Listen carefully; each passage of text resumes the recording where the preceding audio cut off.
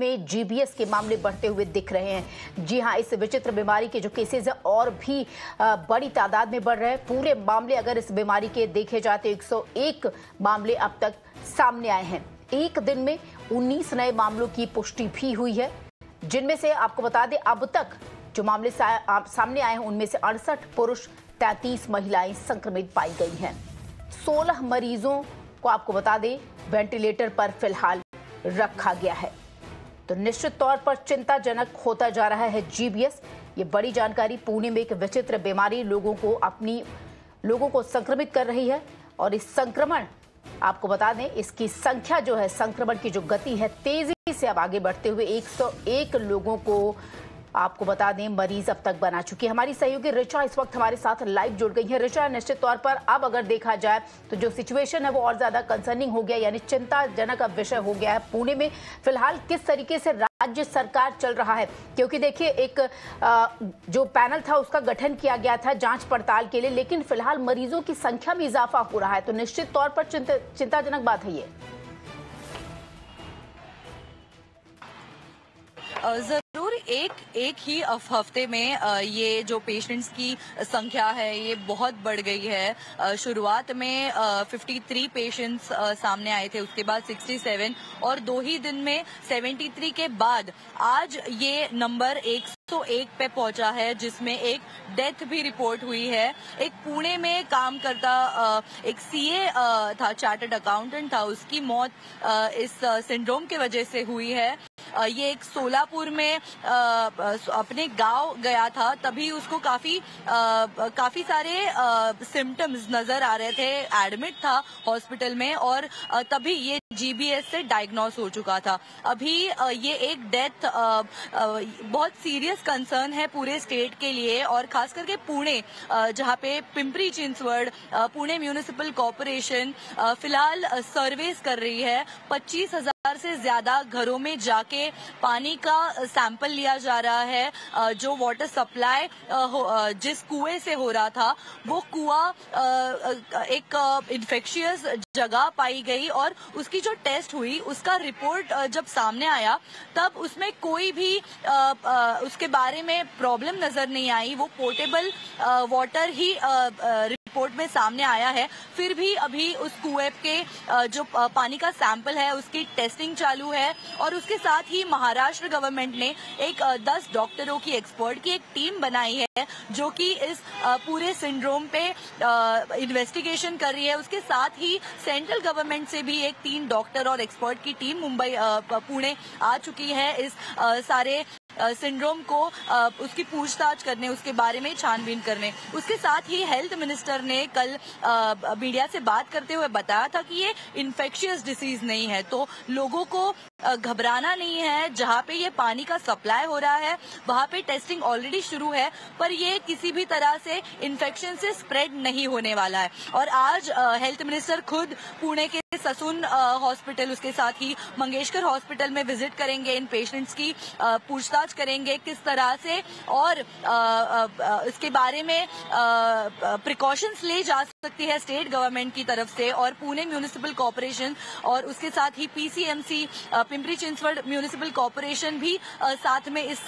सभी को एक सीरियस कंसर्न के तौर पे फिलहाल उसके बारे में इन्वेस्टिगेट कर रहे हैं। और उसके साथ ही एक डेथ होने के बाद ये एक और सीरियस कंसर्न बन गया है सबके लिए। लोगों में डर फैला हुआ है और ये जो जीबीएस सिंड्रोम है। बिल्कुल ऋचा, हमारे साथ बने रहिए। इसी बीच आपको बता दें हमारे साथ प्रकाश राव अम्बेडकर जो हेल्थ मिनिस्टर है महाराष्ट्र के, वो इस वक्त हमारे साथ जुड़ गए हैं। प्रकाश राव जी, आपका बहुत बहुत शुक्रिया मेरा नाव से इस विषय पर बात करने के लिए। देखिए स्थिति चिंताजनक होती जा रही है, धीरे धीरे मरीजों की संख्या में इजाफा हो रहा है। 101 मामलों की पुष्टि अब तक हो चुकी है। प्रकाश राव जी, सरकार किस तरीके से इस फ्रंट पर काम कर रही है? स्थिति चिंताजनक नहीं है। पेशेंट की संख्या इसके पहले भी जीबीएस सिंड्रोम की हमारे यहाँ मतलब महाराष्ट्र में ही थी। ये जीबीएस सिंड्रोम का ये पेशेंट बढ़ने का कारण जो है उसके लिए हम और मुंबई पुणे कॉर्पोरेशन दोनों साथ मिलकर डायग्नोस, हमारे एक्सपर्ट की टीम भी वहाँ पे जा रही है और अच्छी तरह से उसका हल निकालेंगी। जी बिल्कुल, हल निकाला जाएगा। चिंताजनक मैं इसलिए यहाँ पर सर कह रही हूँ क्योंकि 101 मामलों की पुष्टि है, 16 लोग वेंटिलेटर पर भी हैं। तो आम जो लोग हैं उनमें भय की स्थिति देखी जा रही है, क्योंकि लगातार हम ग्राउंड पर रिपोर्टिंग कर रहे हैं, लोगों से पूछताछ कर रहे हैं। फिलहाल इसके सिम्टम्स क्या है सर, आपसे जानना चाहूंगी, और क्या इसे कितने दिनों के भीतर, अगर मैं आपसे जानना चाहूं दर्शकों के हिसाब से जो पुणेकर आजकल परेशान होंगे इस समस्या को लेकर, तो अब से कितनों दिनों के भीतर सरकार इस पर पूरी तरीके से कामयाब हो जाएगी, इसे काबू में कर लिया जाएगा?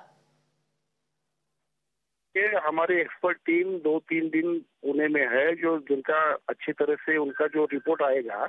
आज भी पुणे म्युनिसिपल कॉर्पोरेशन में हमारी एक कॉमन मीटिंग हुई है, होने वाली है, जिसमें हम लोग अच्छी तरह से जो कुछ रिपोर्ट्स है वो रिपोर्ट के माध्यम से हम लोग काम करेंगे। स्थिति चिंताजनक है, ये ठीक है, लेकिन पेशेंट की बढ़ती हुई संख्या जो है उसके लिए कुछ हल निकालना चाहिए।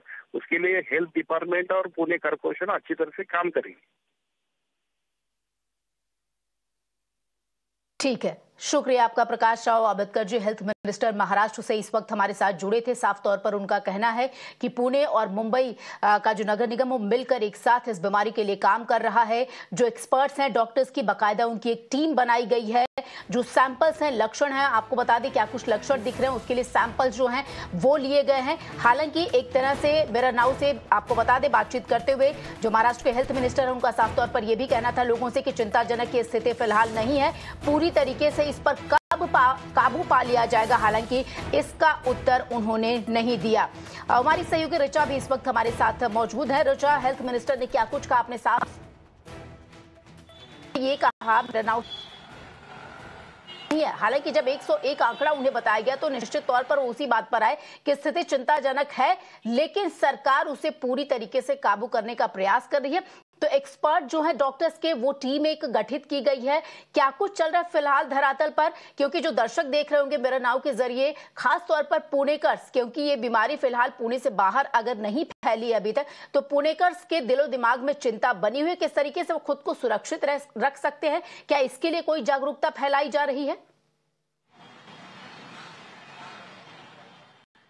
देखिए, पुणे म्यूनिसिपल कॉरपोरेशन और पीसीएमसी उनकी तरफ से घर घर जाके सर्वेस कर रही है। घरों में जो भी पानी सप्लाई हो रहा है, जो एक सिंहगढ़ के पास एक कुआं था जहां से ये वाटर सप्लाई 23 से ज्यादा गांव को हो रहा था, इन्हीं गांव में ये पेशेंट्स डायग्नोस हो चुके हैं और वो पानी की टेस्टिंग सबसे पहले की गई। उसके बाद जो रिपोर्ट सामने आया उसमें ये बताया गया कि इसमें कोई भी, इस पानी में पीने में कोई भी धोखा नहीं है, ये पोर्टेबल वाटर है, लेकिन फिर भी उसमें एक तरह का मॉस पानी के कुएं में नजर आ रहा था। उसके बाद अभी गांव के लोग वो पानी पीने से डर रहे हैं। उसके साथ ही ये जो पूरा जीबीएस की केसेस है, ये रूरल पुणे से सामने आई है। इन गांवों तक पीसीएमसी का पानी इस कुएं के थ्रू ही जाता है और उन लोगों का ये कहना है कि यहाँ पे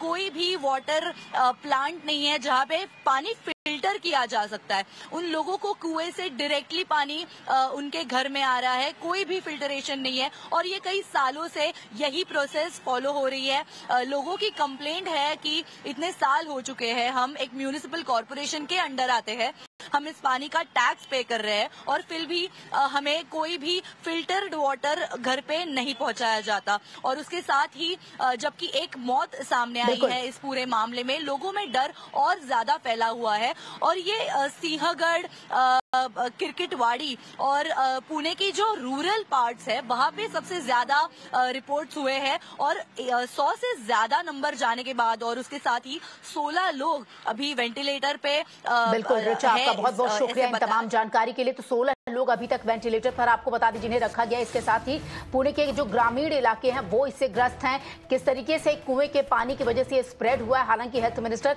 जो हमारे साथ बातचीत कर रहे थे उनका साफ तौर पर कहना है कि एक्सपर्ट्स की जो टीम है वो गठित कर दी गई, लगातार इस पर निगरानी रखी जा रही है और लोगों को जो पुणेकर्स हैं खास तौर पर उन्हें चिंता करने की कोई जरूरत नहीं है। बहरहाल इस बड़ी खबर से आगे बढ़ेंगे, अगली खबर का रुख कर लेते हैं ग्राउंड रियलिटी में। सैफ अली खान पर हुए हमले के मामले में मुंबई पुलिस की अलग अलग टीमें